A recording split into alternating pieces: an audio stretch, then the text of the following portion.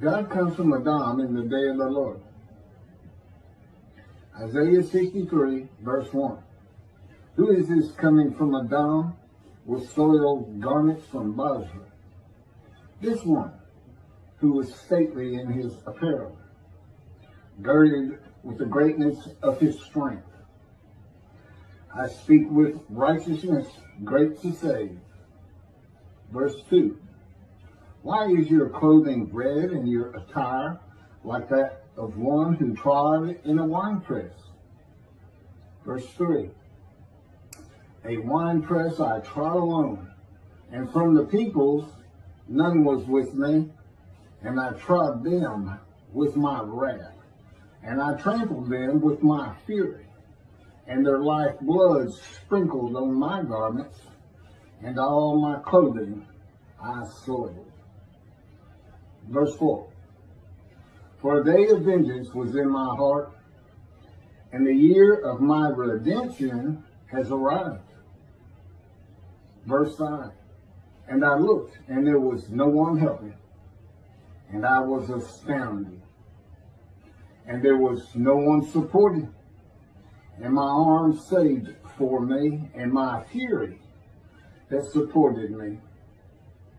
Verse 6. And I trod peoples with my wrath, and I intoxicated them with my fury, and I brought their power down to the earth.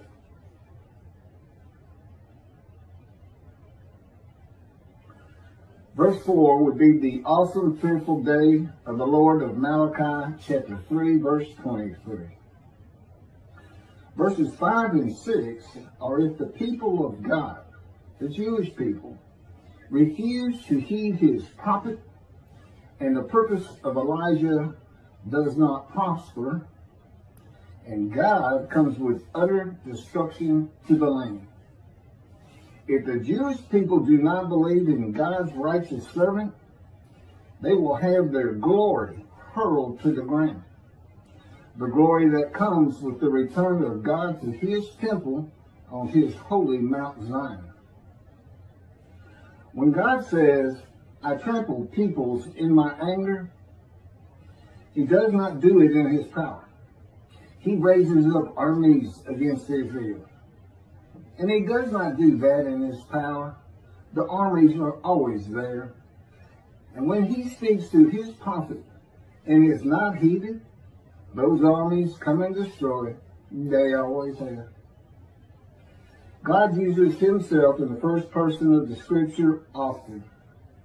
When he says, I will bring utter destruction, he means my creation will bring utter destruction. The armies will bring utter destruction. God is his creation. That he can do it in his power simply makes the destruction seem more assured of happening.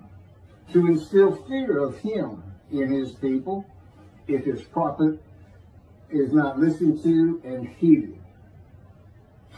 The teaching of possible utter destruction when God returns with his messenger Elijah and the angel of the covenant that you desire in the day of the Lord does not fit into the sages and rabbis' era of restoration, redemption, and exaltation, the Messianic age of the Jewish people with peace throughout the world, Judaism as the only religion, and Hebrew the only language.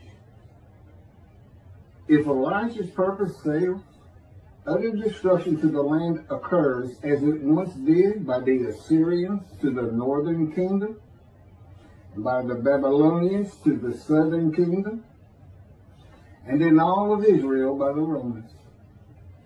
Today it would be Islam. The day of the Lord begins when the lands of Abraham bloom again after years and years of desolation. And the ruined cities in Jerusalem are rebuilt by the Roman dispersal. When this happens, the time to come for the new covenant has arrived. And that time is today. The land blooms again, and it began in 1948 when the state of Israel was created. It's very simple. God is saying, in Isaiah, when you come back, I'll come back. And he comes with two covenants. Covenant of friendship, which is in two parts, and the new covenant of Jeremiah 31. A covenant of written sin forgiveness that causes Torah to be written on the heart of the Jewish people, and all the Jewish people shall heed him. In Ezekiel chapter 3, verse 14, Ezekiel says, "A spirit seized me and carried me away. I went in bitterness and the fury of my spirit, while the hand of the Lord was strong upon me." Ezekiel was not crushed with disease and did not offer himself for guilt. God just seized him, and he was punished, just as the righteous servant is in Isaiah 53, to make him suitable for God's purpose, to be one of God's prophets. He was punished with maltreatment, crushed to the ground with bruising in the course of God's power, for 390 days on his left side for the punishment for their sins of the house of Israel, and 40 days on his right side for the punishment of the house of Judah for their sins, with God's chastisement upon him. God explains the purpose of this treatment. But the house of Israel refused to listen to you, for they refused to listen to me. For the whole house of Israel are brazen of forehead and stubborn of heart, that I will make your face as hard as theirs, and your forehead as brazen as theirs. I will make your forehead like adamant shamir, harder than flame.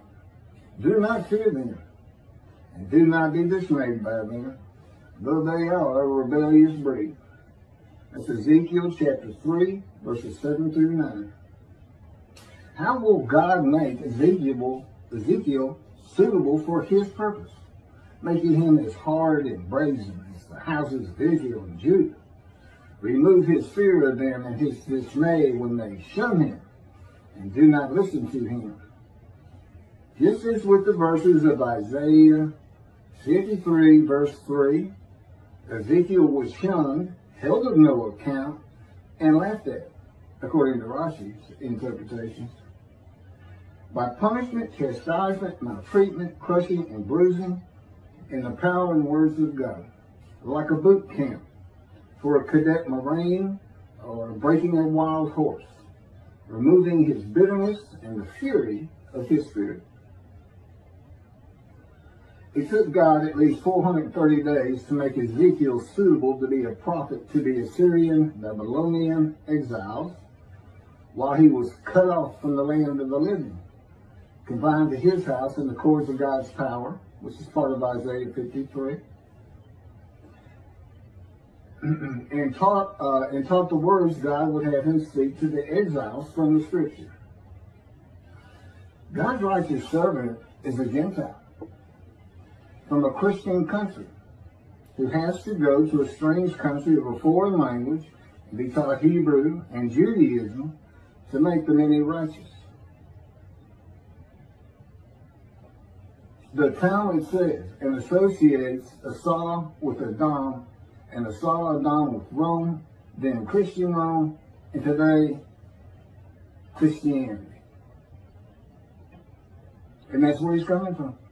And he wasn't allowed to pass through Edom in the Exodus. Edom wouldn't let the Israelites, Moses, and God and his angel pass through.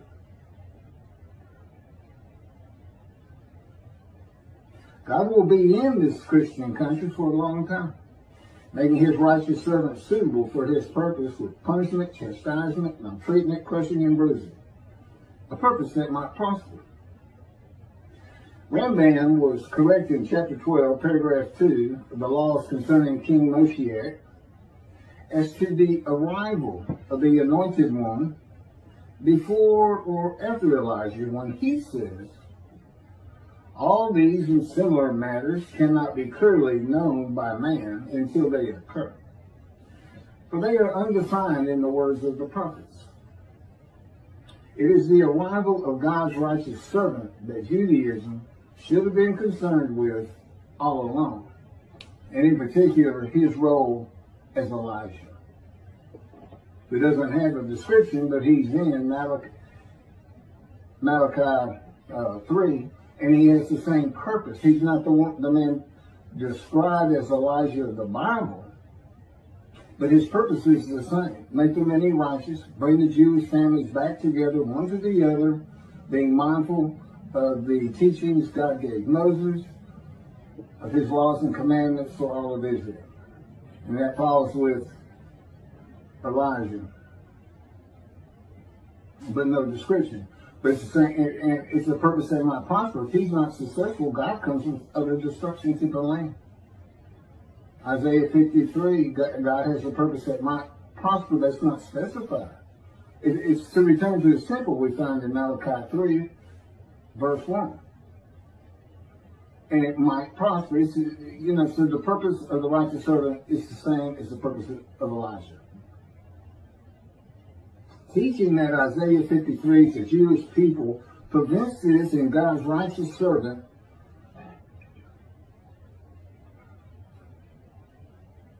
and in particular in his role as Elijah. Such a teaching could result in utter destruction to the land.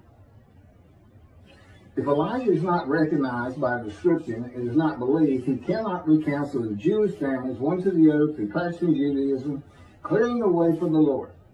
Elijah's purpose will not prosper, and when the Lord comes, it will be with utter destruction to the land of Israel.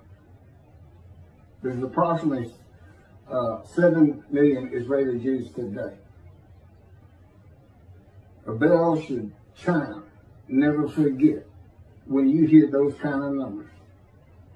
And this is God's words, but it's not part of the Messianic era. Rabbis says Moshiach will compel all of Israel to walk in the way of the Torah, perfect the entire world, motivating all the nations to serve God together. There will be neither famine nor war, neither envy nor competition. The entire world will be solely to know God. And the Jews will, therefore, be great sages and know the hidden matters with an understanding of their Creator to the full extent of human potential. This does not account for the reality of the world in commentating on the Scripture. When reality is displaced for poetic words and songs of God and his prophets, often meant for hope and joy at such a thought as the persecution of the Jews ending, the practicalities of the real world, and the purposes of God's righteous servant, the prophet like Moses, David, and Elijah, in the clear words of God in the Scripture, are lost. One man cannot compel all of Israel to walk in the way of the Torah or perfect the entire world, and the sages were wrong in their interpretation of these matters. Where's God's vindication against the Gentiles? Where is that? I mean, we see it in chapter 51 of Isaiah. I'm taking my wrath, the cup of my wrath, my bowl of reeling from you, my people, and I'm passing it to those that told you to get down on the ground and walked all over you. Well, he's going to do that in his day of redemption, which is the first of Isaiah 63. Those first 6 verses I read, where he comes from Edom, a Christian country. And Elijah himself is a Gentile. He's a Tishbite, an inhabitant of Ramoth Gilead, which is a territory like Edom, east of the river Jordan. And when he's taken up by God to heaven, he's in Gentile land. He crossed over the Jordan into Gentile land. It'd be Jordan today, the country Jordan. And he returns as a Gentile. And God's coming from a Christian country. And of the peoples, none are with him, is in those first 6 verses. That's the Jewish people. There's no Jews coming with him. And he's coming from a Christian country. He's coming with a new covenant to be delivered by his messenger Elijah or Moses, a prophet like Moses, who gave the Jewish people the first covenant. Moses, God had to have a guy. In the day of the Lord, a new covenant is coming. It's an amendment to that first one. He's got to have another Moses. It's also simple.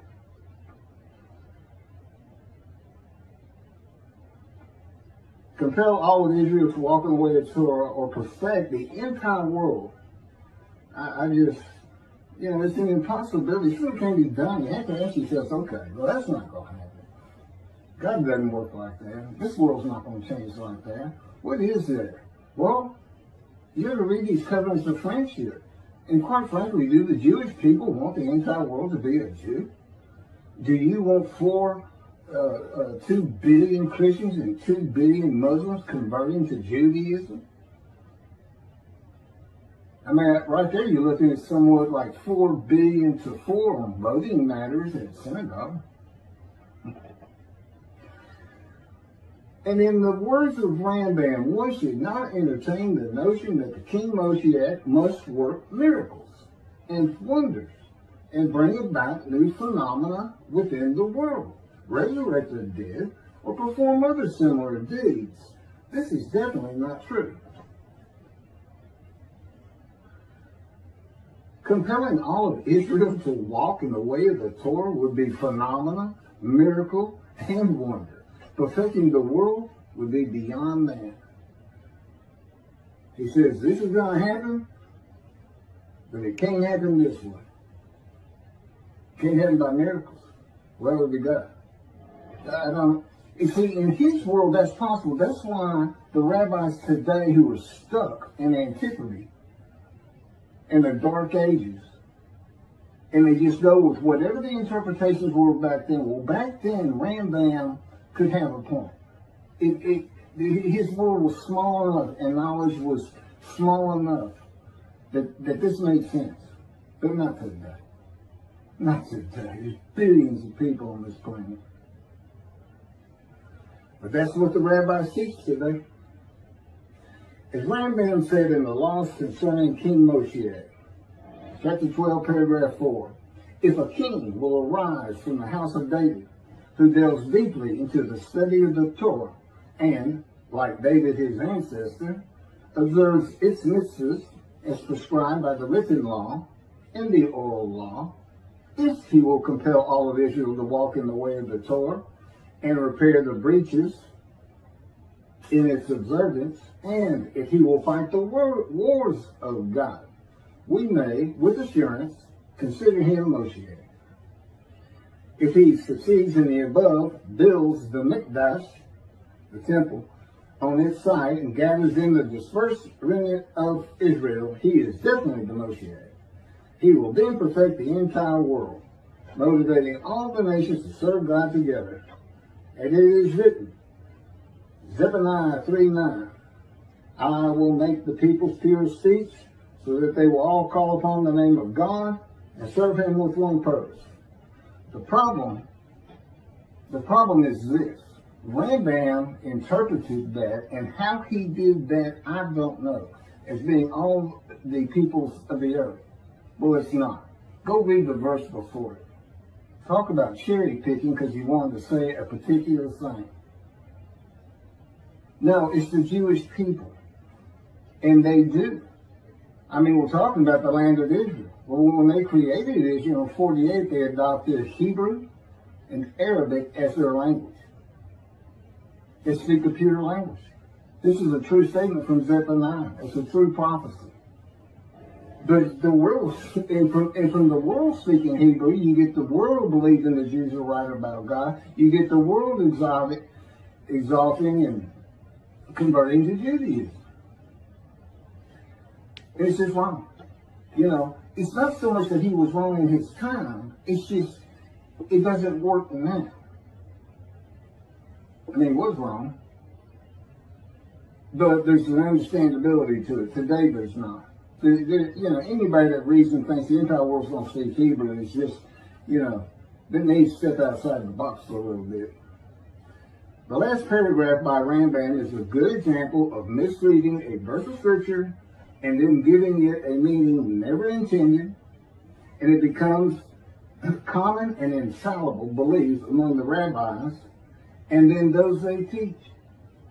And it is an example of poetic words and songs of God and his prophets, often meant for hope and joy at such a thought as the persecution of the Jews ending, being construed as something they are not, and applied to the reality of the world.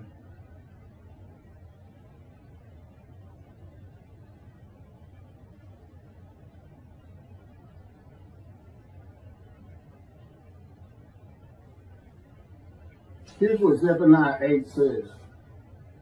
This is right before 9, where he says, I'm going to make the people of a pure speech. This is the Lord. But wait for me, says the Lord, for the day when I arise as an accuser. Okay, that's the day of the Lord. When I decide to gather nations, to bring kingdoms together, to pour out my indignation on them, all my blazing anger. Indeed, by the fire of my passion, all the earth shall be consumed. Now, how is that perfecting the nations? How is that bringing peace and harmony among all the countries and peoples of the world? That Moshiach, he's not even Moshiach according to Rambam if that's not done. And that is still taught today. God has tested the world with the Jewish people and the world failed. The fire of my passion is God's anger at the world and his love of the Jewish people in one metaphor, and the earth being consumed is a poetic way of saying the world will have no meaning to him or his people in the day of the Lord, the Gentiles.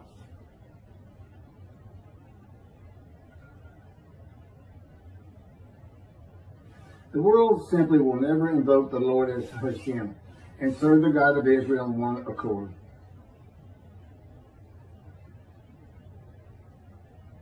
2 billion or so Christians and 2 billion or so Muslims are not going to wake up one morning and in one accord speak Hebrew and denounce their false gods.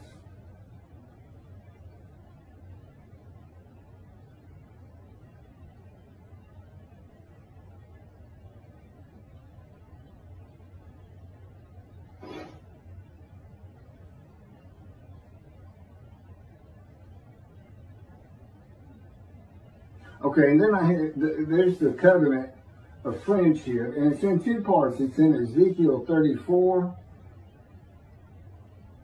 I'm getting into it slowly, but sure, it's very long. And it really has a lot to do with the land blooming again. And so he came in early to prepare the righteous servant to be suitable for his purpose. And at the same time, the land's blooming again. Israel has returned, if you read all the different verses in it. And that's Ezekiel 34, verses 23 through 31. And then in chapter 37, you have the rest of the friendship covenant, which is also very interesting and includes placing his sanctuary back amongst his people. So he knows it's not there. And he knew it when he had this written in the Hebrew Bible. That's chapter 37, verse 24 through 28 of Ezekiel.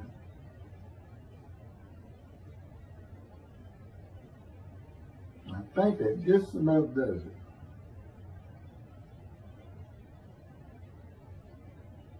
One last thing. The day of the Lord is to complete and fulfill the remaining prophecies of the Hebrew Bible, deliver 2 specific covenants, build the 3rd temple, and God will have his vengeance for vindication against the enemies of the Jewish people. The Jewish people will never be overthrown and uprooted again, will no longer bear the taunts of nations, and will rest secure in a time of peace. All prophecies fulfilled by one man, who is God's representation, who brings before the Jewish people, by his actions and words, the will of God in the day of the Lord. As Moses did in the Exodus to the promised land. He is God's righteous servant, his messenger of the new covenant, and recounselor of Jewish families, Elijah. He is the anointed one, the shepherd God calls my servant David, and his veritable mouthpiece on earth, and writer of his words, the prophet like Moses. That's what they say about Moses, that he spoke to God face to face, and his one friend to another friend. And I'm going to talk about that on another video. Thank you very much.